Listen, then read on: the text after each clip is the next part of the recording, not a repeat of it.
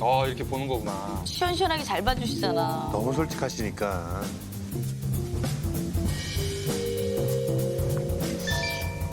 아, 이 화기가 너무 많은데. 화기가 많다. 화 기운? 야, 약간 그 공포의 집 들어가는 느낌이고. 무서워. 들어가도 되나요? 안녕하세요. 어머, 세상에. 어머, 안녕하세요. 안녕하세요. 어머나, 세상에. 어머나, 세상에. 선남, 선녀네 안전 이쁘네. 아이고, 안녕. 아이고, 세상에. 앉으세요. 네. 아이고, 진짜 둘 다 앉으세요. 너무 반갑습니다. 아, 두 분이 부부신 거예요? 네? 네. 연애는 언제부터 하신 거예요? 한 7, 8년 정도 친구로 지내다가 굉장히 짧게 연애하고 아이가 생기고 결혼을 짧게 바로 어떻게 만나요? 한 2, 3개월 완전 급행열차네. 제가 빠르더라고요. 저의 개인적인 가족 계획은 자녀가 셋인데 또 이게 저만의 욕심으로는 안 되는 부분이니까 사실 제일 걱정인 거는 이제 사람은 누구나 언젠간 죽잖아요. 그쵸. 그러니까 저도 죽고 이제 아내도 죽었을 때 아들 이한이 혼자 남았을 때가 조금 걱정이 되더라고요. 저 같은 경우에는 아이가 벌써 4살이니까 이제 가지면 5살 터울이 날 거고 그렇게 가다 보면 나는 한 5년만 더 빠삭하면 이 육아가 끝날 줄 알았는데 그게 10년이 되고 15년이 될 수 있기 때문에 뭔가 좀 무섭다고 해야 될까요? 만약에 둘째 낳아서 그 둘째가 하고 싶은 게 있는데 이거를 나눠주다 보면은 뭔가 이도저도 안 될 것 같은 그런 불안감이 좀 있어요. 여기는 더운 여름에 태어난 태양이야. 우리 지훈 씨 같은 경우도 우리가 그런 거 있잖아. 우리 조영필 선생님이 킬리만자로의 표범 네, 알죠? 그렇죠. 그러니까 약간 더운 여름에 어슬렁거리는 한 마리 호랑이 같은 그런 사주이거든요. 제가요? 네, 두 사람의 궁합을 보면 한 40점 정도 궁합이 나오는 거예요. 좀 놀랬어요. 궁합이 아니고. 그거가 안 나서? 그래서 아이고 둘이 살라나 이렇게 했거든요. 근데 네. 자식이 그거를 보완해주기 때문에 한 가정을 이루면 100점짜리 궁합이 될 수가 있는 거예요. 그런 사주가 있었다. 자녀가 중요했었네, 이한이가. 복동이다. 자녀분들이 많이 있으면 있을수록 부부 분실이 더 좋아요. 자기네가 싸울 것도 좀 많이 없어지거든요. 그러고 보니까 저희가 처음에 결혼하고 제 임신했을 때는 정말 맨날 싸웠어요. 지겹도록 싸웠는데 네, 네, 네. 아이를 낳고 나서 이제 제가 그 육아에 전념하면서 그쵸. 사이가 너무 좋아졌어요. 그 아이 태어나는 모습, 그 아이를 낳는 모습을 보고 정말 감동받았어요, 제가. 아, 되게 진짜 존경스러웠고 되게 멋있었고 위대해 보여서 되게 그 이후로 되게 많이 바뀌었던 것 같아요. 본인은 굉장히 가정적이에요. 외모상으로 봤을 때는 안 그럴 것 같은데 절대 아니에요. 굉장히 가정적이고 아이가 생기면 생길수록 더 자기한테 더 잘하거든요. 그러니까 우리 은혜 씨한테 더 잘할 수 있는. 부모님이 두 분 다 일찍 돌아가셔서 못 받았던 사랑을 좀 아들한테 좀 자식들한테 좀 주고 싶은 마음이 좀 더 큰 것 같아요. 그러니까 아버지랑 어머니도 돌아가신 나이를 지금 보면은 40대셨더라고요. 너무 빨리 돌아가셨다. 근데 좀 일찍 돌아가셨어요. 생각하는구나. 네, 그게 좀 큰 것 같아요. 참 더 뜨거운 사랑을 할 수 있었는데 너무 일찍 돌아가셨다 보니까 저 아내에 대한 사랑도 더 남다른 것 같고 좀 저한테 가정은 좀 특별하죠. 네, 그쵸. 더. 네. 여기 지훈 씨는 보면 아내의 자리가 내가 의지할 수 있는 그런 자리거든요. 저한테 사실 아내의 자리는 좀 중요했던 자리였던 것 같아요. 네, 그래서 제가 뭐 누나이기도 바라고 또 동생이기도 바라고 그쵸. 또 와이프이기도 바라고 또 엄마이기도 바라고 막 여러 가지를 좀 바랬었던 것 같아요. 우리 이제 은혜 씨 같은 경우에 이분은 모든 걸 자기가 이끌어야 되거든요. 전생에 우리 지훈 씨가 조금 선한 일을 많이 해서 이런 배우자를 만나지 않았을까. 그래서 끌렸나 봐요. 잘 만났네.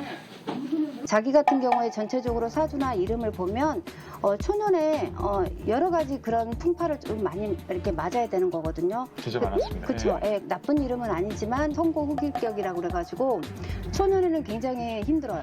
그때 10대 환경에 본인을 조금은 저해하는 어떤 기운이 들어와 있었기 때문에 가정의 어떤 문제가 강하게 이렇게 오지 않았을까 그렇게 싶어요. 저 이제 중학교 2학년 때 좀 아버지가 돌아가시고 또 14일 만에 또 어머니가 돌아가셨어요. 14일 만에요? 네. 그 이제 아버지 돌아가신 쇼크로 어머니가 바로 돌아가셨죠. 돌아가시고 그때는 안 울었어요. 그때 돌아가신 때는 눈물을 단 한 방울도 안 흘렸었어요.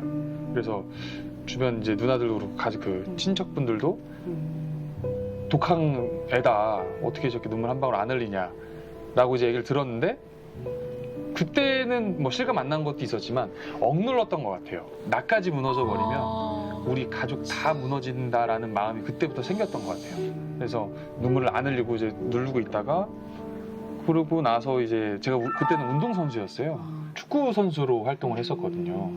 장례를 또 치르자마자 바로 기숙사로 들어가서 훈련을 할 수밖에 없었던 상황이었는데, 그러고 나서 이제 일주일 정도 뒤에 정말 지금도 생생히 기억하는데, 저녁이었거든요. 저녁밥을 먹고 이제 다 같이 친구들하고 청소를 하고 이불을 깔고 이제 치침 이러고 자는 시간이었는데, 그 예능을 보고 있었어요, 남들은. 그래서 저도 다 이게 화기애애하고 되게 깔깔깔깔 웃고 있는데, 갑자기 이제 그때 순간 팍 오더라고요. 그래서 이불을 뒤집어쓰고 정말 오열했어요. 그래서 터졌구나. 터졌어요. 그때는 진짜 막 애들이 다 분위기가 쌓여질 정도로 저 혼자나 진짜 빠져서 계속 울었던 것 같아요. 얼마나 힘들었어, 세상에. 네. 축구 선수로도 이제 아버지가 마지막 유언이 꼭 가슴에 태극기를 달았으면 좋겠다, 주기사기를 했죠. 그래서 결국에는 운이 또 좋게 태극기를 또 달긴 달았어요. 네. 청소년 국가대표가 돼서 아버지의 꿈을 어떻게 보면 이루고 그랬었죠.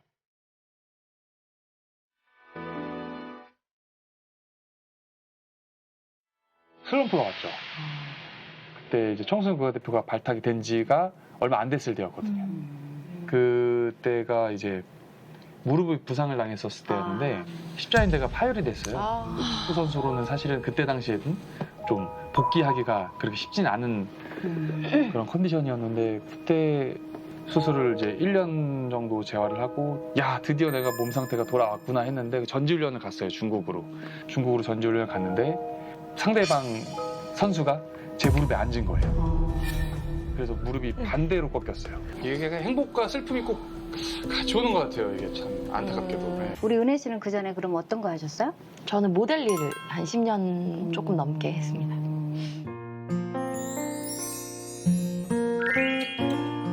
몸에 변화가 생기기 때문에 이제 일은 어쩔 수 없이, 아이도 너무 손이 많이 가고 뭐 신랑 일이 갑자기 잘 되기 시작하고 하면서 내가 밖에서 이렇게 일하는 게 욕심일 수도 있겠다 생각이 들어서 조금씩 내려놨던 것 같아요. 근데 그게 저의 입장에서는 항상 미안한 마음이 있는 것 같아요. 우리 은혜 씨 같은 경우에 사주에 이제 도화살이라고 그것도 굉장히 강해요. 만인의 어떤 태양이거든요. 만인의 여자예요. 아니, 많은 사람들이 우러러 보고 와 멋있다 이쁘다 이렇게 하는 거. 그런 분이 아이랑 우리 지훈 씨를 위해서 진짜 올인한다는 게 쉽지는 않거든요. 네. 무덤까지. 예. 무덤까지. 아니 죽어서도 그거는 잊지 않겠습니다. 이 은혜 잊지 않으려고 합니다. 예. 저는 도화살 없나요? 없어요. 제 거 다 주고 싶어요. 그래야 일할 때 더 좋을 것 같아요. 본인이 사실 꿈꿨던 거는 제 2의 B였거든요. 그렇게 가기에는 좀 삐걱댔죠. 그렇죠. 그 당시에 또 비를 만드셨던 대표님께서 제2가 네, 나올 때가 됐다 해가지고. 그러니까 도화살이 좀 있었으면 날라댕겼지.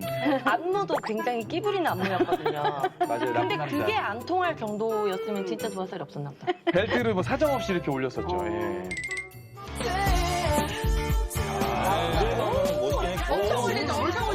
뭐야, 벨트만 올라가네? 바지 안 올라가고? 뭐야 저거?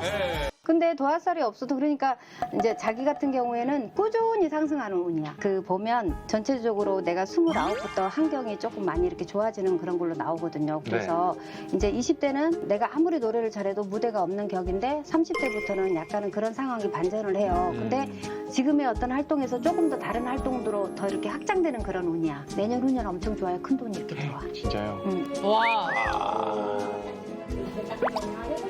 내년에 이제 돈을 딱 짊어지고 집에 딱 들어오면 여보 사랑해 이렇게 줘. 그다음에 싸우더라도 절대로 각방을 쓰면 안 돼요.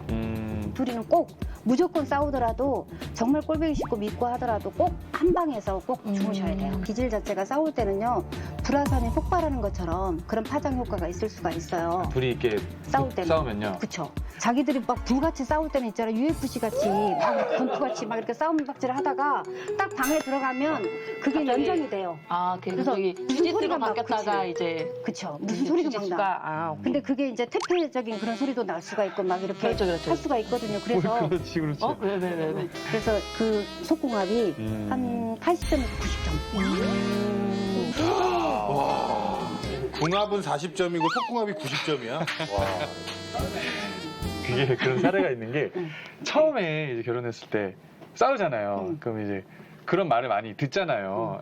그 결혼하면은 이제 부부끼리는 싸워도 각방 쓰면 안 돼. 라는 말을 하잖아요. 그래서 그게 처음에 이해를 못했어요. 근데 막 싸웠어요.